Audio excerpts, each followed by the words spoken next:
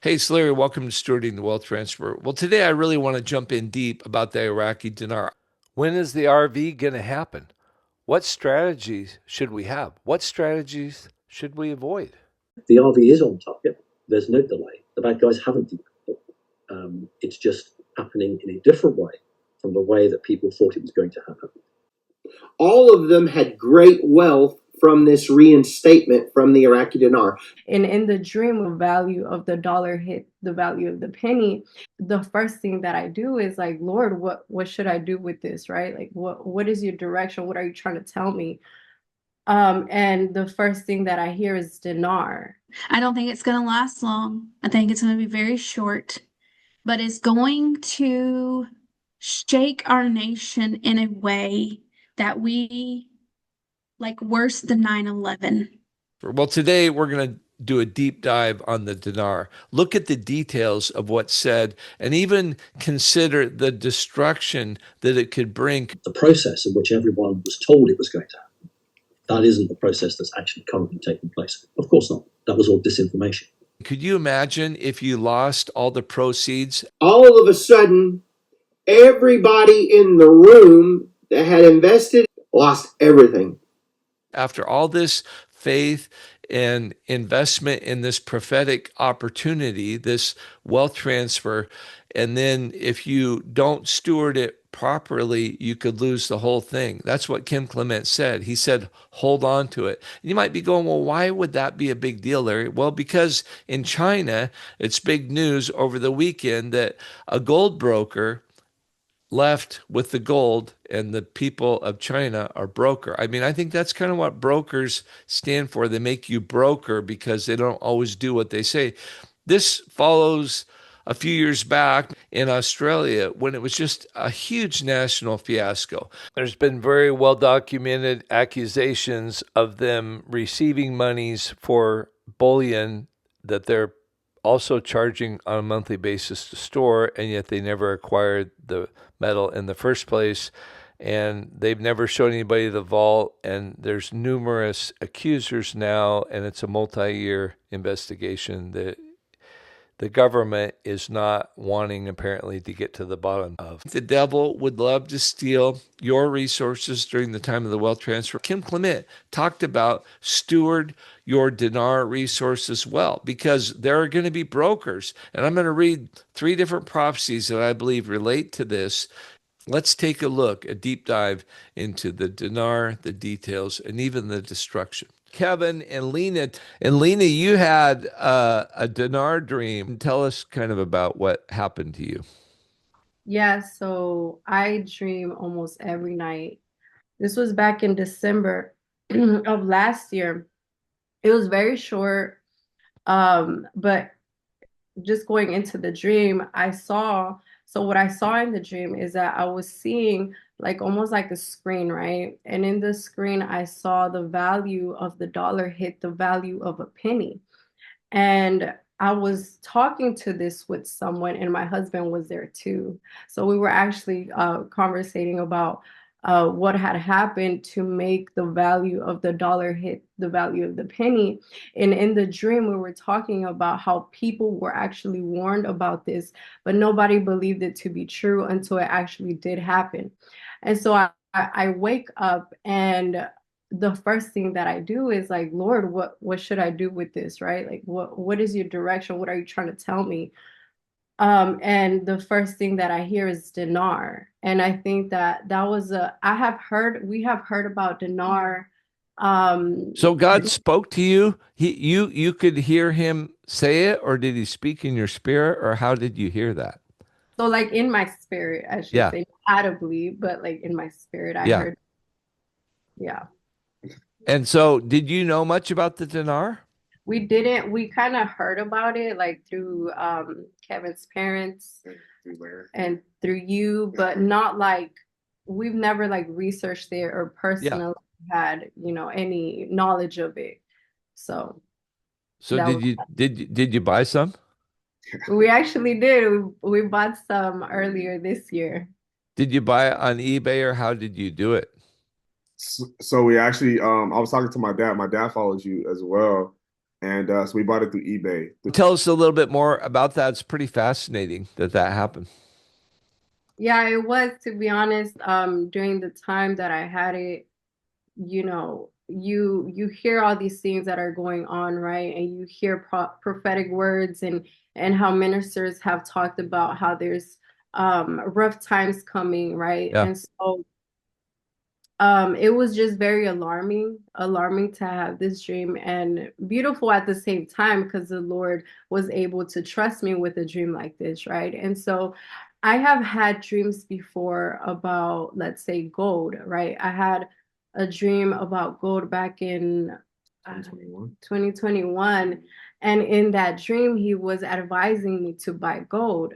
But at that time, we had just came out of that situation that my husband explained earlier with the whole Jeremiah Johnson conference. And so we weren't able to purchase gold at that time. And so now that we've had this dream, we're like, okay, we can't just pass this by. We Right. actually have to act on it. I was just talking to Heather, and I think these dreams might come together. She's a girl who's been on the channel and did a dinar dream before as well. But she was just talking about the intensity of what's coming. And Kim Clement doesn't focus a whole lot on how bad things are because the people that are prepared, it's going to be a time of great blessing and even great joy, even though it's going to be very serious times. But people who don't see it coming and are not prepared, it's going to be so tumultuous, I feel like, for them. I mean, do you agree? Yes, I definitely agree. I think that just what the Lord has shown us, what the Lord has showed me in the dreams, it looks like a time I like I'm even like hesitant to say this because of the gravity of it, but like even a time of famine that will come upon the earth. Like in the United States, that is a nation to be known as a blessed nation, things like this you don't think that it would ever happen here, but the Lord has been talking to his people. The Lord has been talking to his sons and daughters. And there's no coincidence that we're seeing all that is taking place in the earth right now. And so we believe that we must be prepared, that we must get ready to what's to come. Again, we don't know how far along it's going to happen, but always being wise, right? The word of God says that my people perish for the lack of knowledge. And so I just think that if he's warning his people, if he's warning his people through his prophets, I believe that we must take heed and act upon it. Absolutely. Transfer. Well, I'm really excited to have Heather back on. And so I want to hear about what the different dinar dreams that you've had, but I'm just going to kind of summarize this letter. You said a few months ago, maybe 9 months ago or more, I had an early morning dream of a man telling me that I needed to get GSID. Those are all capitalized. It was so strange and random, but I knew it was from the Lord. I surmised that G was for gold, S was for silver, I was for Sheba Inu, and the D was for dinar. So tell me a little bit about that dream and then tell me about this more recent dream. Often I'll wake up and I'll hear a phrase or a sentence or a scripture or, a word, something. And that's usually when I know the Holy Spirit's speaking to me. But a man came to me and told me I needed to get GSID. And I knew that it was gold and silver. And at the time, I wasn't 100% sure what the I was. I thought the Iraqi dinar, but Iraqi isn't the name of the currency.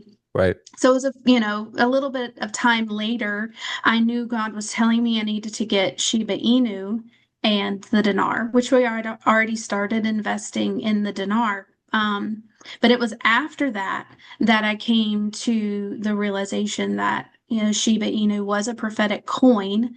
At the time, I had no cryptocurrency. I didn't even know what it was. A little bit of what I'm going to share today is going to make an understanding that we need to be quick about it. I had a dream about a coming storm, 100-foot storm, and a storm door. So I was in my home, and my mother-in-law told me that a 100-foot storm was coming, and I needed to install a storm door. And then I knew I didn't have a storm door, but I knew by what she was sharing with me that it was very important. And so I went outside and I could see very dark storm clouds in the distance. And then the next part that I remember, I was underneath my house in a crawl space, measuring to try to see where I could build a shelter from the storm. Sometime last year, between March and August, I had this dream. I basically was in a large building with a lot of people. A lady I know personally, she came up to me and she said, "The red flag has been raised." And during that time, as soon as she said that, I heard this loud explosion and the ground started shaking. And I knew we needed to go. But I had my phone in my hand and I looked down at my phone and it was like a Richter scale was on my phone and it was going up, up, up, up, up until it hit 1919. And then Darren and I, we got in this Greyhound bus and left that building to go someplace else, but the ground was still shaking so much that the bus was bouncing around. And that's a big bus, Mhm. so it was a major shaking that was taking place. And that was the end of the dream. But I knew in that dream that I was in the United States. I knew I was in a city in the United States. I knew I wasn't somewhere abroad. I want to just recall that I had said this lady had come to me and she said the red flag had been raised. And on June 13th, I came across this article. Um, Iran raises the red flag of revenge.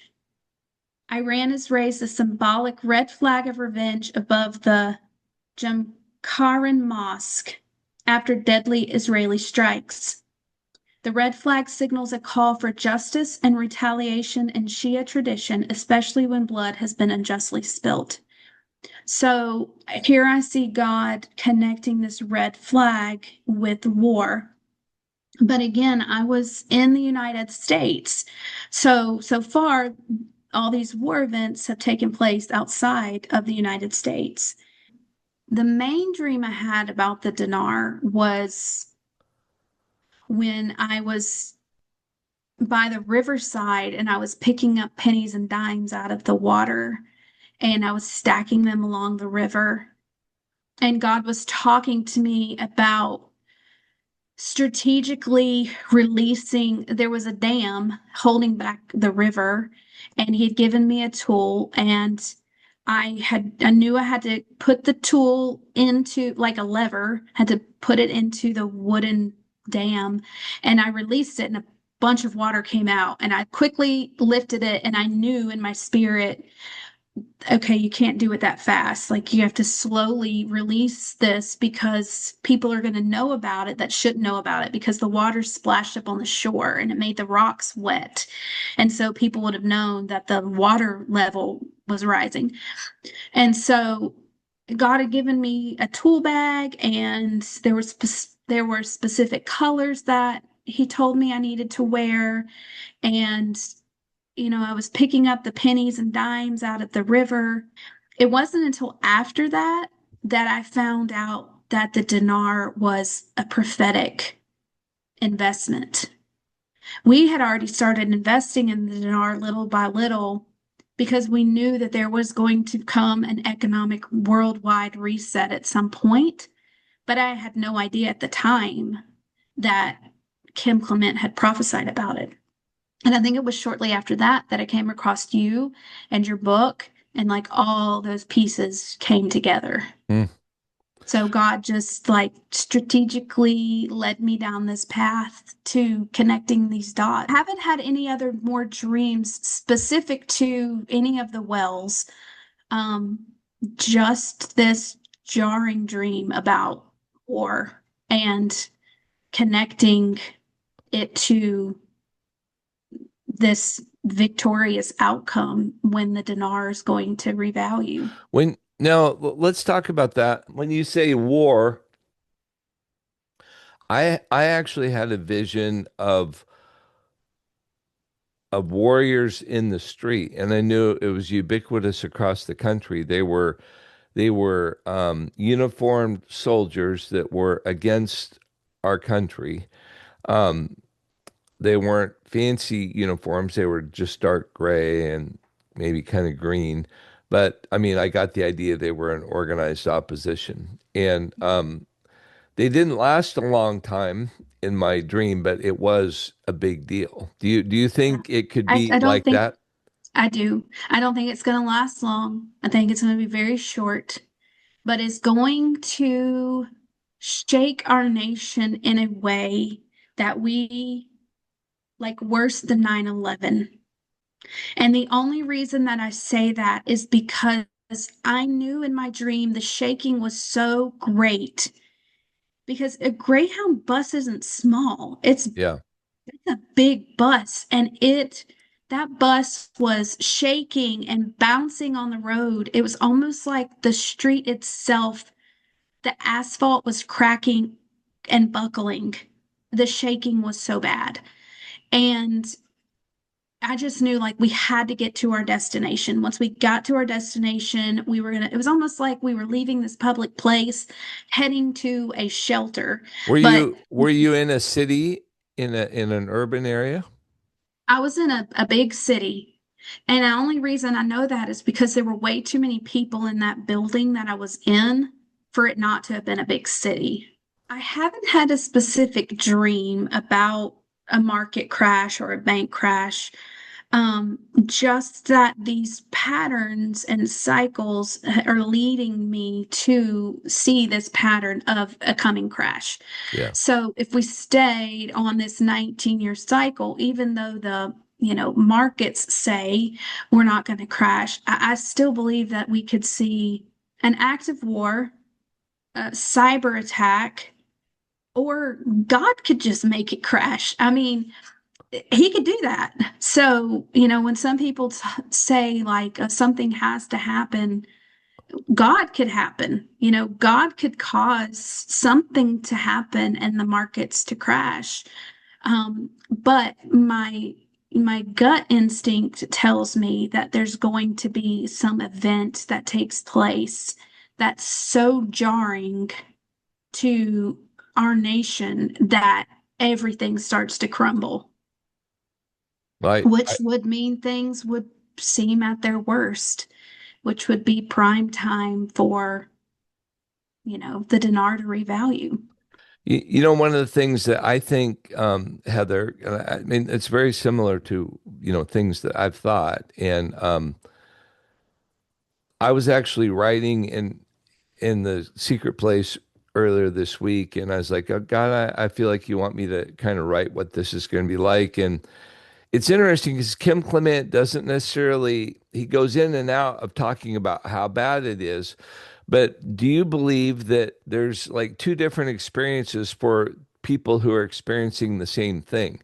If you're prepared and you know that it's coming and you know you're going to make it through it, it's not, it's very intense, but it's not the same thing as totally, having no idea. It's like one group of people knows they're going to get in a wreck, but they're going to Hmm. survive it.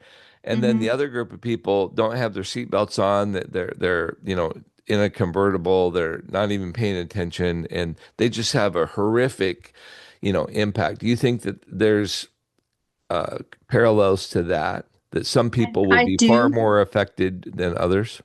I do. Because the Lord's just bringing back to my remembrance. I had a dream. There was a period of time that I was having dreams consistently about this coming storm. Nothing was as impactful as the first dream. But I do remember leaving my house. My dogs had gotten out, and I was outside and I was calling them, trying to get them to come back. And as I looked around, it, my house was the only house standing. Everything around me had been leveled. Wow. And at the time, I lived in, like they called it the Mill Hill. It was, older homes, but homes that some of them were renovated and Some of them, the original people that owned the homes when the mill used to be there, lived there still. So it is a mix of people and different types of homes. And I was in that neighborhood. So I was in the home that I was currently living in. And my dogs came back, but I just remember looking around and like everything around me was flattened, completely flattened. There were no trees, there were no houses other than my house standing. I totally think that that's what it's going to be like, and I think there's two different experiences for people who are prepared and then people who aren't prepared. That they can have the same event, but the impact will be, so dramatically different. So I'm glad we got to touch base and They were all celebrating the reinstatement of the Iraqi dinar because it went up in value. And all of them were gathered on this thick Persian rug. And they were all talking and celebrating, rejoicing over the fact that they have a now windfall of money. The TV came on and said, today we had the largest crash we've ever seen of the dollar in history. Like 1929 style crash, 1930s. It was so large, you could see the Dow. Everything was crashing. Everything was crashing. The dollar, the stock market, everything. Just what the Lord has shown us, what the Lord has showed me in the dreams, it looks like a time I like. I'm even like hesitant to say this because of the gravity of it, but like even a time of famine that will come upon the earth, like was crashing. And this was a worldwide huge event, whatever this was. A major event happened. I knew in my dream the shaking was so great because a Greyhound bus isn't small. yeah. It's a big bus, and that bus was shaking and bouncing on the road. It was almost like the street itself, the asphalt was cracking and buckling. The shaking was so bad. All of a sudden, everybody in the room that had invested lost everything. They were standing on the Persian rug, and they lost everything. I wonder what devastation could happen if the devil took people who thought they were doing what was right and then he deceived them, the destruction and the sadness that would follow them. Kim Clement doesn't go way out of the way to talk about how bad it is because he's talking to the people who are those that have their ear to the ground of what God's doing, and I think they're going to be blessed. But I think the Spirit of God is not going to lead people who aren't listening to the Spirit of God. People sometimes believe things that they probably shouldn't believe. I want to show you some warning dreams that Kim Clement had during the time of the Iraqi Dinar. He had very blunt instructions for people. December 1st, 2011. There's a distribution of wealth for those who have held on to it. There will be a distribution of wealth, and this shall bring about a recovery. So I know when he talks about those who hold on to it and bringing about a recovery, that's a reference to the dinar. At least that's what I believe that it is. It doesn't use the dinar in that prophecy, but that's what I believe this is. But here's two more. On May 17, 2014, Kim Clement, early in the prophecy, talked about the dinar. And he said, today I want to share with you for a few minutes about the dinar. While you're giving, some of you have invested in the Spirit, spoke to me, and he said there's a great, well, we're going to talk about it in Code Breakers, and we're going to reveal more, but there's a great deception. Twice he says there's a great deception. Many have been lied to. Have you been lied to? Many are out there calling themselves brokers. Kim Clement twice talks about brokers in relation to the dinar in his prophecies. Both times he looks at them in a very negative context. The Patriot community, most of them believe in brokers. So you're going, Larry, what do you mean? I mean, you've had dreams about, I'm talking about how the prophetic community acknowledges the dinar. Robin Cunningham has talked about it. I think he's legit. I think that I've heard Julie Green reference an RV, but there's great deception with brokers. Many have been lied to. Many dinar holders and other currency holders have been lied to. That's what he's talking about. Many are out there calling themselves brokers, taking advantage of your innocence in many of your lives. Hold on to everything because there's a sign. Now here's the second time he said, hold on to it. Hold on to everything. On December 1st, 2011, 3 years before, for those that held on to it, there will be a distribution of wealth. Kim Clement twice, and I'm going to show you a third time, when he's referring to the dinar, the great transfer of wealth is for those who have held on to it. I think this explains Brandon's view of how these dinar holders can get vaporized. All of a sudden, everybody in the room that had invested lost everything. The last one is also on 5/17/14. The money didn't have a good feeling, and I just want you to know that. I didn't have a good feeling about it. And when I say that, there's a lot of corruption. There are a lot of lies about the dinar. There are a lot of brokers. Kim Clement directly, this is a second time in the same prophecy, way far from earlier in the same prophecy, he talked about brokers that lie and they're trying to milk you. And I felt to pray against that, for you are under my care. And he refers to himself as a pastor in a prophetic voice.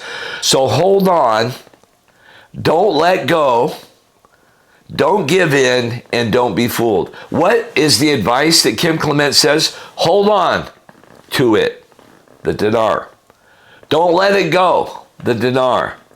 Don't give in to the pressure. Don't be fooled. Wow, Larry, I mean, that's really crazy.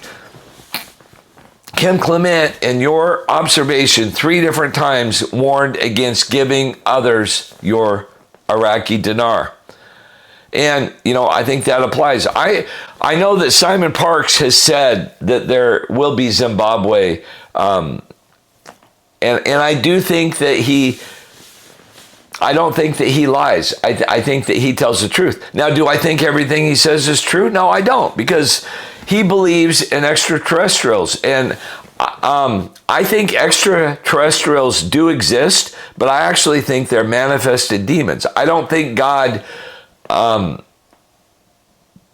don't think that they are a creation that pleases God or that is used of God. Let me say it that way. I mean, could be a whole continuum, and I know it's just a huge can of worms, but that's what I don't agree with about Simon Parks, because he doesn't have a biblical view. He's very spiritual. In the UK use of English, that's a very positive thing, but it's like it's New Age is the way that we would say. And, you know, New Age Christianity is not pure Christianity. How much poop needs to be in the brownies before you want to throw it away?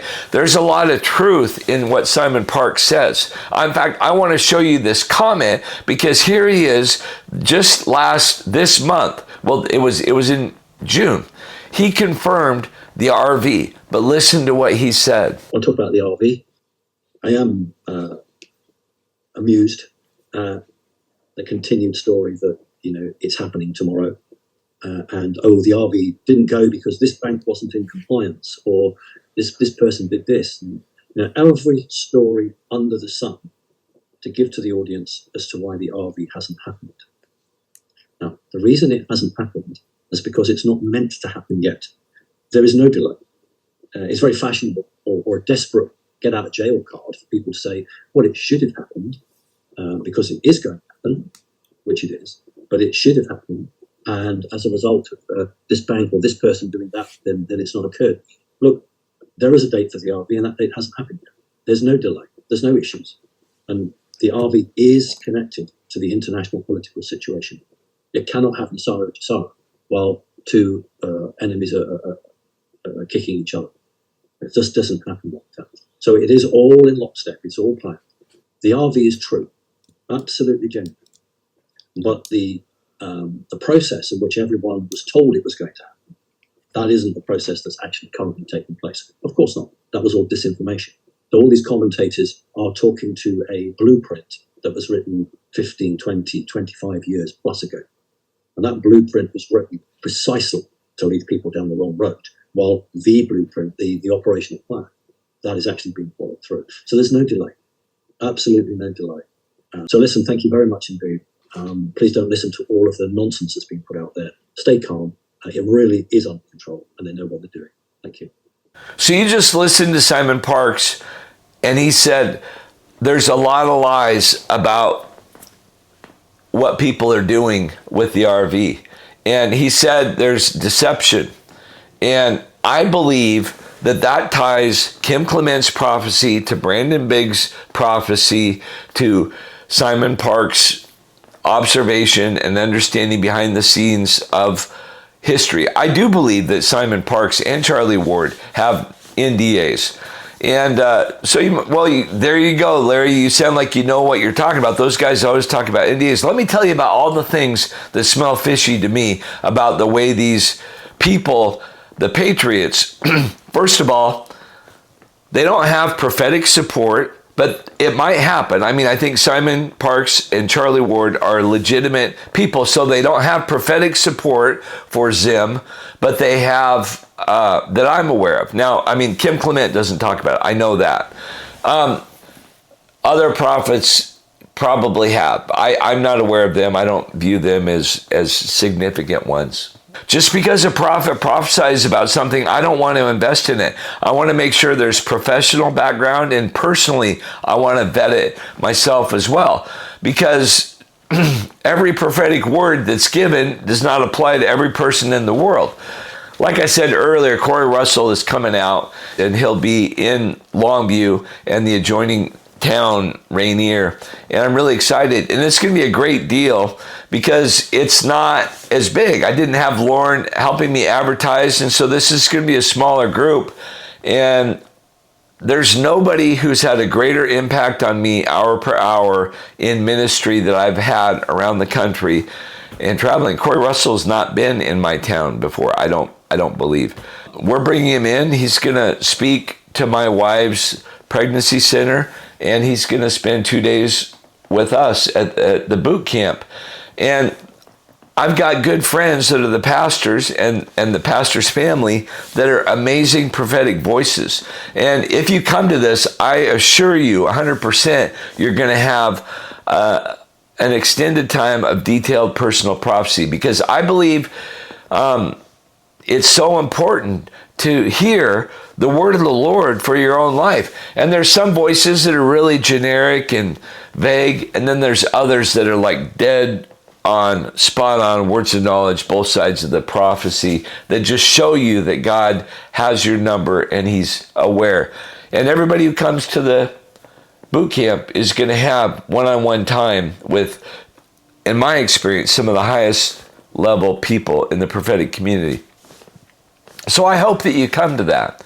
There's not much more time to sign up. You've got a couple weeks. Here's the Eventbrite address. You might be wondering what goes on at Billionaire Boot Camp. Let me show you. First of all, it's a lot of fun. The number one thing, and I'm not alone, is the relationships. Literally, this was just a space where a lot of quality people got brought into a space who are passionate about God. And then it's just magical to see the relationships, the little cells, and like day 3 you can feel the energy is like electric, so that's just the best. It's just really cool that Larry was just so real, and we got to see that it was more tangible by him showing us how he did it. Rich people work for their money, and wealthy people task their money to work for them. I was impacted by looking and seeing his business relating to storage. Had no idea the profitability that storage units could actually provide. And showing us the different places and the importance of surrounding yourself with good people, trustworthy people, and building those relationships. You know, building like we are today, even just with that tribe, building that group of people that are around to help be successful. I want to encourage you to please go to larryswood.com and sign up. July 24th, 25th, and 26th. And it met up to my expectations. It was actually past my expectations.